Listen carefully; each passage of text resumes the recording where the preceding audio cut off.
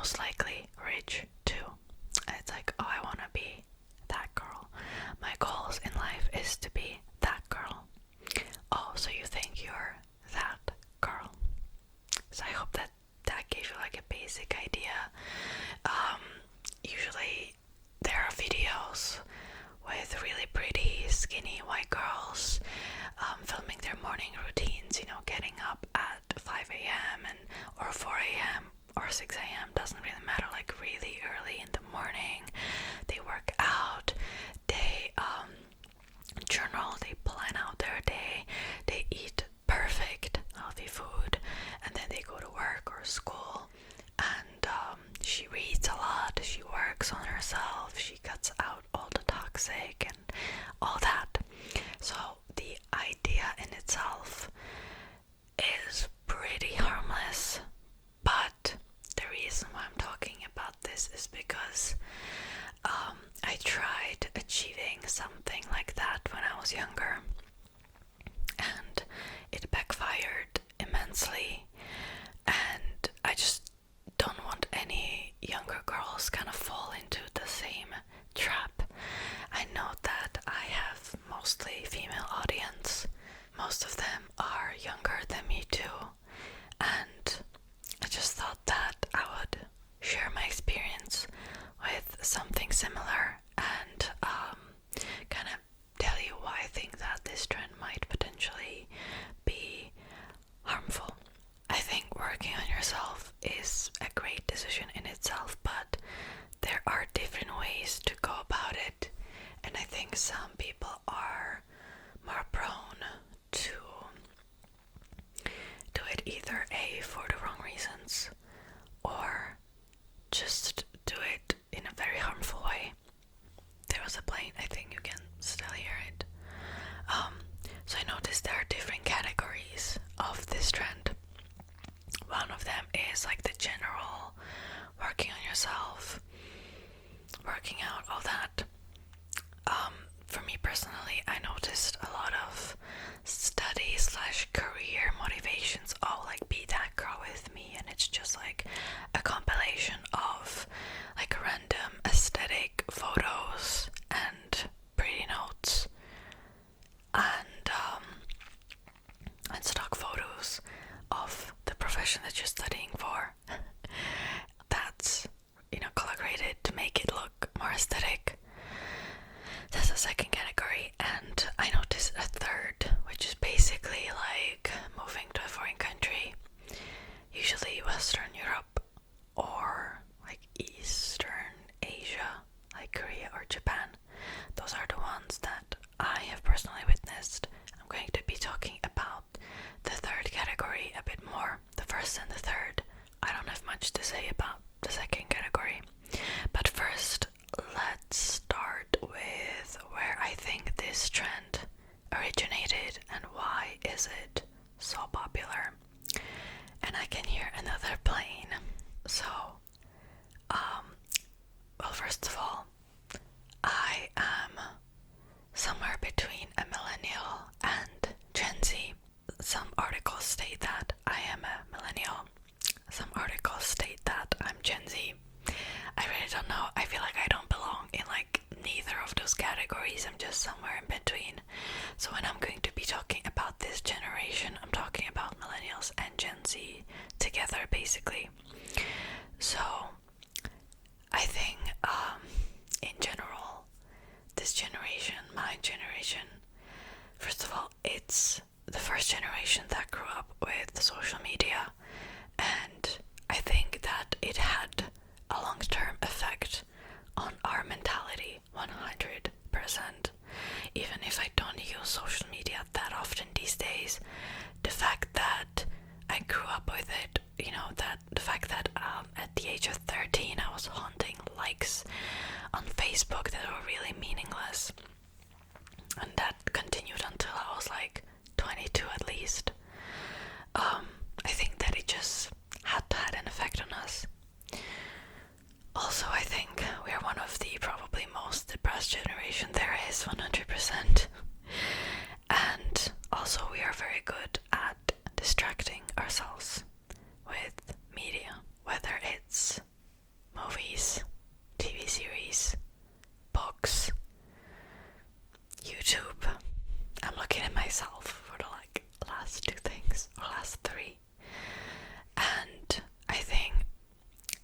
at some point we kind of became unhealthily obsessed with it, with the different kinds of media we are consuming. And I'll get to the point very quickly, but I don't know if you noticed, but there was also this trend going around on social media a lot, like romanticize your life or becoming the main character. And I think that these trends, along with that girl trend, kind of go hand in hand. You know, we are so sick of the reality that we just want to be a character in a movie or TV show, whatever, and we want to act like it because the character has a life purpose. The character knows what their goals are, what to believe. There is potentially a love interest for them if the writers write it. I think my generation, we don't want to live the real life. We want to be a character in real life, and I hope I'm making sense with this. And this is just my own personal theory. You know, a character doesn't have to be worried about different obstacles unless it's written for them and unless they have a meaning. And I think there's this fear, and now I'm talking about myself, that, you know, my hardships, they can be meaningless too. I think most importantly, and this relates to that girl trend, we want a character development. We don't want to stay in one place. We want to achieve success, just like the character in 6 seasons of our favorite TV show. The reason why I think this is the case is that if you look at these videos, they're very movie-like. They're very manufactured. And by the way, I think every video, every photo you see online is manufactured. This video in itself is manufactured too. I have done my makeup, I dressed up, you know, I have set up everything. There are 2 different table lights here, like everything is manufactured. And I think unless you're a content creator or you post very regularly on social media, you might not realize that. And I'm not just talking about YouTube, you know, it could be TikTok, you know, Facebook, whatever, it doesn't matter really. And like I said, it's very manufactured. It doesn't look like real life. And I think for these videos to be manufactured or aesthetic is the key point of why it's becoming so popular. I do have some notes here, by the way, so if I'm looking down, I'm looking at my notes basically. But I think you know, these girls that make these TikToks, and I know that they probably don't mean harm and all that, but you know, in some way it feels like they are designing a character, and we look at these videos and we want to transmit it into real life. The same way I probably unknowingly am designing a character too on my YouTube channel. It's kind of inevitable really, because you know, I don't talk like this in real life. I don't always wear perfect makeup and all that, and I choose to share what I want to share. So in a way, I'm guilty of this myself. I'm no hypocrite, you know. I acknowledge that I do this myself too. But at the same time, I know if I showed you the reality, no one would probably watch it. That's not what people are interested in. In a way, these videos are selling a fantasy. A fantasy of how your perfect life can look like. Now, I'll talk about my issues with this trend. In a way, these videos want to make you more productive.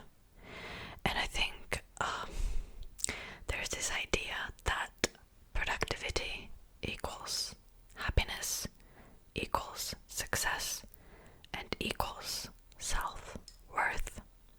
Oh, that was the ice, by the way. I do Let me take a sip. Okay, I'll put it down. And it's all sort of selling this idea that being your best self is almost like a must. And if you are your best self, then you are worthy.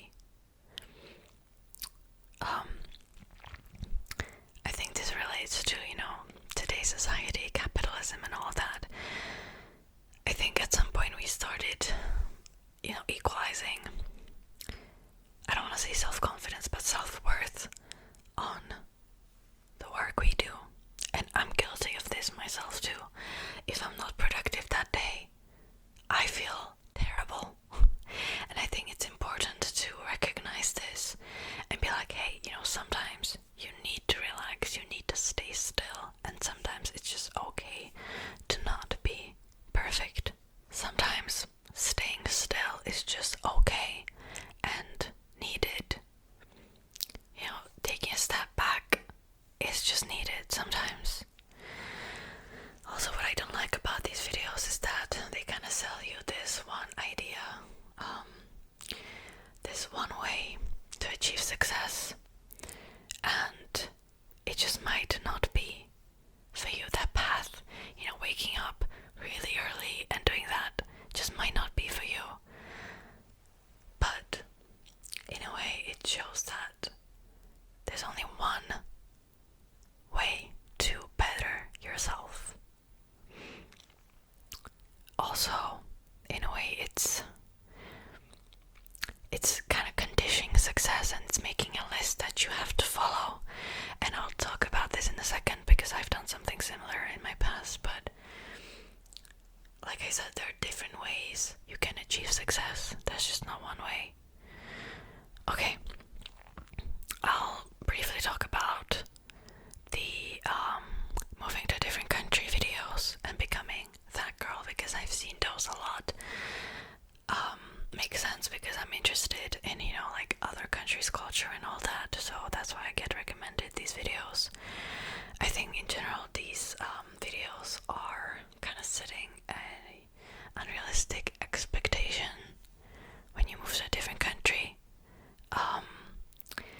And once you settle in, you might realize that your life is almost the same as it was before, but because you're expecting some kind of huge wonder, you might be really disappointed and sort of give up on the country in a way.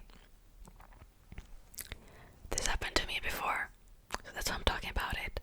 Also, these videos kind of talk about how easy it is and how perfect it is to move to France, for example.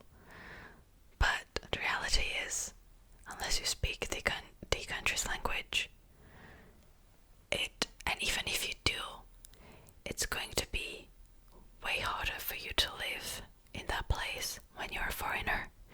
You're going to face difficulties that the regular citizen just will not face. And I wish somebody told me this before, because I was the same. I believed that, if I move to a different country, my life is going to be perfect, and then all of my issues just followed me there, and then I was extremely disappointed, not only in myself but at the country too. So if you acknowledge that your life is going to be different and harder, probably it's going to be way harder than if you stay in your home country, unless your country is at war. I'm talking about like America or Europe, or some Asian countries, whatever, doesn't matter really, doesn't matter where you're from. It's just going to be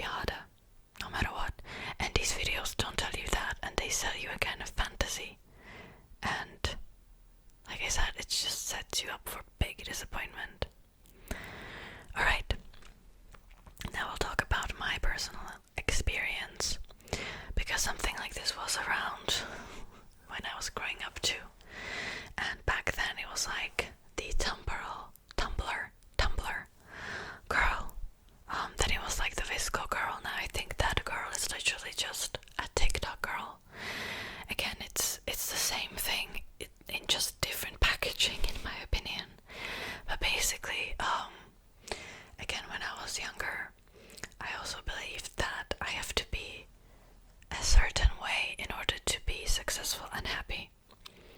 And I have created a very, very similar list, just like that girl has.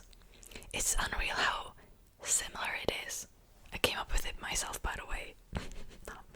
I don't know why I said that, doesn't matter really, but it was, first of all, it was focused on school, how I should study, and when should I get up, what should I do, all that, and I really just tried to schedule my life, which wasn't as harmful as the physical attribute to it.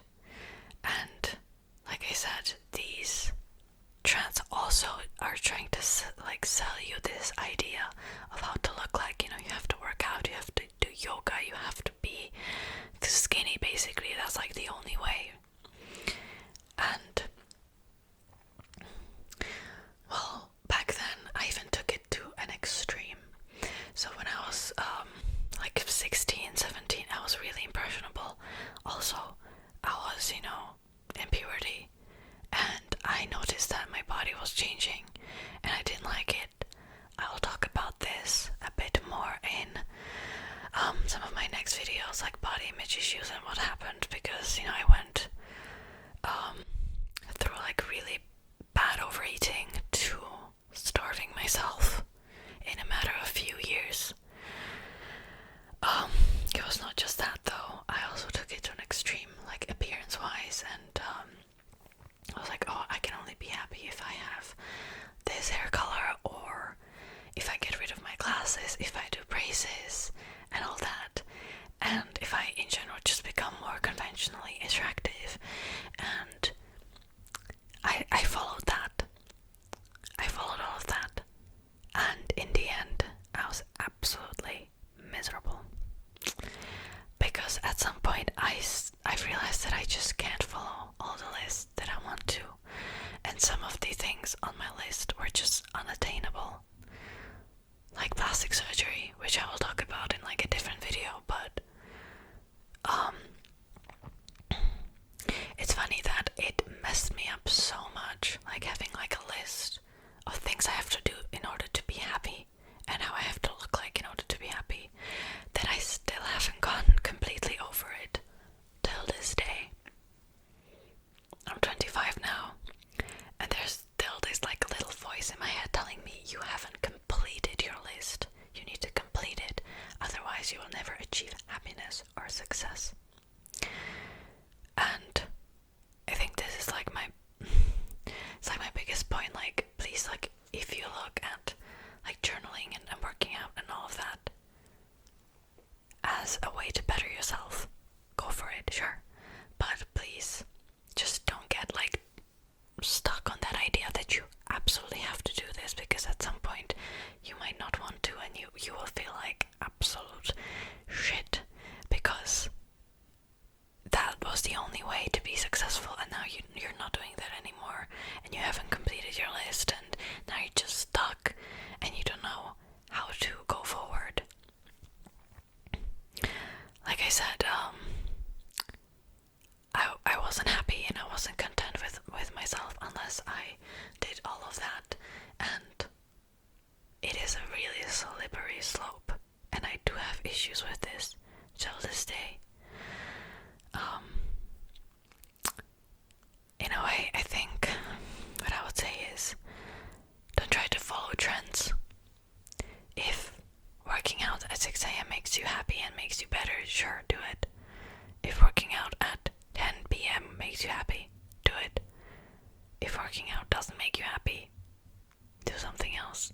Focus on yourself. Focus. I think this is the true meaning, hopefully, behind this trend. Focus on yourself. Figure out what you like, and then better yourself. I hope I'm making sense. It's just that, I sort of fell into this trap as well, and I was also, working out every single day, and I felt great. And then when I stopped, I was here, at the beginning point I was here. I was happy like this. Then when I started working out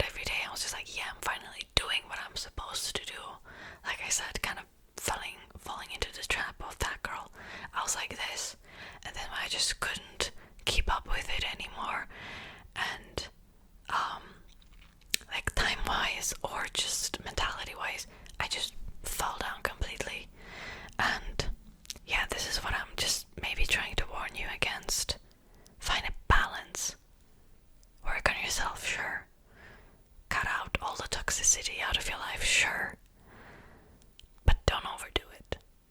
Take baby steps and figure out if, you're just not trying to mold into someone else. Because I believe that a lot of these videos are trying to mold you into this idea of perfection.